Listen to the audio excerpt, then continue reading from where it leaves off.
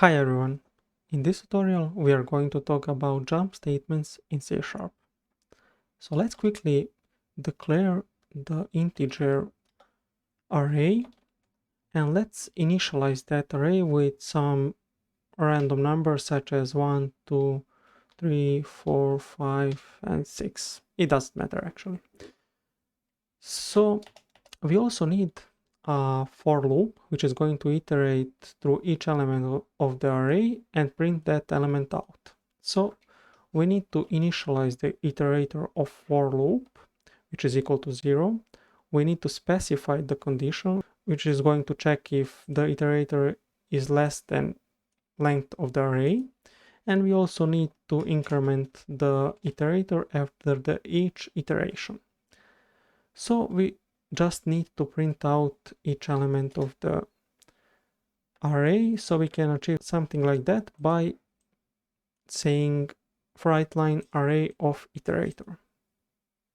So if we quickly run the application, we are expecting to see all the elements as a result. So we got expected output.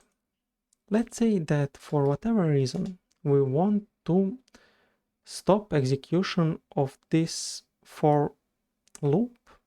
So how we can achieve that? We can check if array, for example, let's say that we want to stop execution of for loop if element is equal to 4.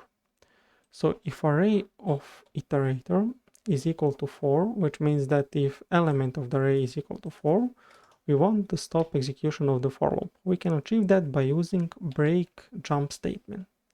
So how it works? So we are going to iterate through elements. When we reach point when array of iterator, when element of the array is equal to 4, we're going to break, which means that we'll stop execution of this for loop and we'll reach this write line over here, which says this is end of the app, for example. So if I run the application, we're expecting to see 1, 2, and 3 as a result. So we can quickly confirm that. We got 1, 2, 3, and this is the end of the app. So that would be example of break statement.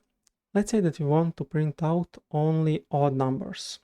We need to check if element of the array is even number, if element of the array is even number.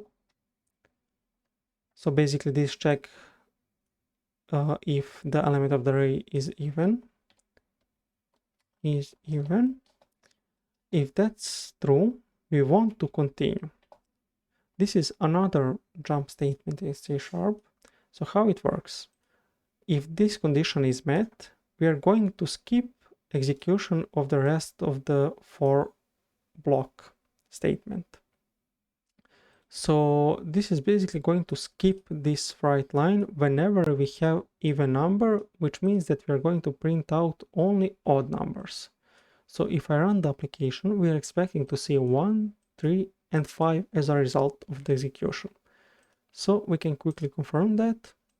And as you can see, we got 1, 3, and 5 as a result. So that would be pretty much it for this tutorial. We covered break and continue jump statements. There are a few more, but we'll talk more about them in following tutorials. I hope that you enjoyed and see you in the next one.